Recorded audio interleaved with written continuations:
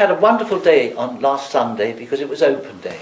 And of course I've got Martin today with me. Hello Martin. Hello Eric. And hello everybody. He's the chairman, of course, so we've got the most important one here. And so you had a good day out here on Sunday. We had an absolutely super day. A bit windy, too windy for the Spitfire. Oh dear, that was But we did have a P51 Mustang from Morris Hammond up at in Norfolk, and of course later on in the afternoon we had a yak. A yak? A yak, yes. Yeah, so that was rather nice as well. Tell me something about the different items that you had, because you had a bus that went round. Yeah, we had a bus, which was my part of the afternoon, I suppose, apart from opening it up. But yeah, we had a bus which is from the Transports group in Ipswich. Yes.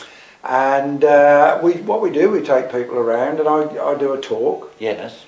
So I prepared some pictures. Yes. You know, we try and increase the interest each year. Well, you had a very important visitor. Yes, we did. Yes, we had dear Ken Wallace, which is very nice. Nice to see the Ipswich Evening Star picture there of Ken Wallace with some other pictures there.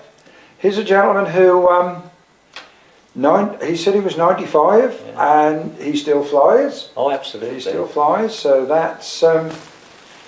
that's interesting. He brought little Nellie with him. That's right. I've known Ken for years, and if you go to his house, he's lovely. He's got 19 of little Nellies. He has, yes, that's right. But he'll get in one of them, and he'll fly off up and round about, and he takes his hands off and his feet off. At 95, that's right. Yes, that's flies round without hands or feet. Yes, Remarkable man, absolutely wonderful character. Wonderful, wonderful engineer. His forte was guns and bombs. Yes. And when we went there, he showed us these little pistols. Oh yes, they're You've seen those? Oh, I have. And you had to have a 5p or a 50p coin to get some idea of the size. That's right. And he even made the bullets to fit them. And they actually fired. And they actually fired. That's right. That's right. That's right. Yes, that's right. Remarkable, wonderful man. Very clever. And I hope he's got many happy years ahead of him still. And what is his situation?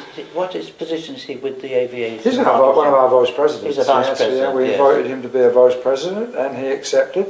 And has been a brilliant supporter of the society. Yeah, a wonderful, wonderful chap. And what were the other items which are on show, and what happened? Okay, we had a P51 Mustang cockpit. Gosh, and the chap that brought that displayed that, which was very nice, something different that we hadn't had before.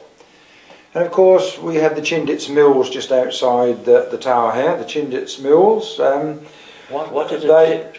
Yeah, well, in the Second World War, when in the Japanese theatre of war, of course we operated behind enemy lines sometimes. I see, yes. And of course the only way to bring food and ammunition to those people were on mules, because the landscape was mountainous and such like. I see. And the mules took all the stuff to to our troops, and they kept them supplied. Oh, and you actually had one here. And we had two mules here that, with all the kit that they would have used. They've been several years now and thoroughly enjoy coming. It's not really sometimes how much money you make out of this. It's what people think of you as a society, and of course when you lay on an event like this, and if it's successful, then people think a lot more of our society, and we get a standing in the society, which is very nice. Well, the fact that you've had such crowds shows the interest in Martlesham. That's part right. of our history,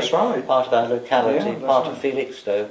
And I hear you've got another event coming up very soon. Yes, we have. Yeah, we've got a talk at the Thomas Theatre at Kesgrove High School. And I'll show you a poster of that in a moment. But that is a talk by Eric Winkle Brown. Oh yes. Well, Captain Eric Winkle Brown. Let's give him his right title. Retired. Eric Winkle Brown is a legend in his own lifetime. Yes. He had 487 different aircraft types in his logbook. So he's really a well-versed man. He also, of course, was at RAF Boscombe Down, which is where Martlesham moved to, or the ANAEE moved to, when the Second World War was declared. We were deemed to be too near to Germany, and up Styx and down to RAF Boscombe Down, which is where they are today. I see. And we actually, just digressing a little bit, we We had a day down at Boscombe Down last week. Did you? We went down. That was a super day. Absolutely. Tell us about it. Well, yeah, it was a long trip down, so Yes. 2 drivers were required, but we Yeah. got down there at about 10:15. Yes.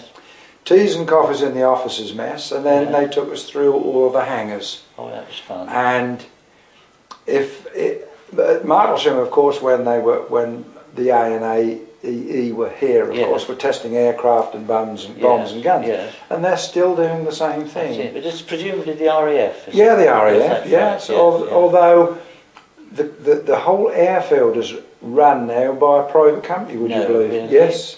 This is what's called outsourcing. Yeah, that's right. The airmen are still RAF, but Don Strait, Major General as he ended up, of course, but when he was at Martlesham Heath, of course, he wasn't a Major General then. But of course, this airfield, they were here for 2 years, the 356th Fighter Group from America, and of course, very important part of their lives. Yes, yes. As we've discovered throughout time and us going to see them and them coming to see us, that the 2 years that they were here is something that they can remember intensely.